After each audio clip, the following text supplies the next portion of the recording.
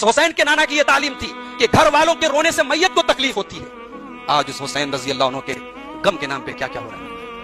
हकीकत यह है कि करबला के वाकये के बाद भी अहले बैत के चाहने वाले, हजरत हुसैन के चाहने वाले पूरे आलम इस्लाम में थे, मगर कोई मातम नहीं हो रहा है, कोई जंजीर नहीं अपने सीने पर मारी जा रही, कोई ताजिया नहीं निकल रहा है, कोई नौहा नहीं हो रहा है। ये सारे काम 450 साल के बाद फातिमी हुकूमत ने बगदाद के अंदर शुरू किया था।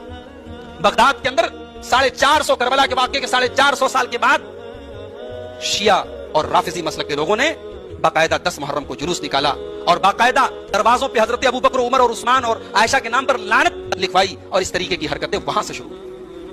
वरना जाहिर है कि हुसैन रजी अल्लाह तआला अन्हु किसी एक तबके के नहीं है मेरे भाई, हुसैन पूरी उम्मत के चहेते हैं। हुसैन रजी अल्लाह अन्हु की शहादत का गम पूरी उम्मत को हुआ, मगर पूरी उम्मत ने हुसैन के नाना की तालीम पर अमल किया। इस सदमे और गम के बावजूद हजरत हुसैन रजी अल्लाह अन्हु के गम के नाम पे उम्मत ने कोई ऐसा काम नहीं किया।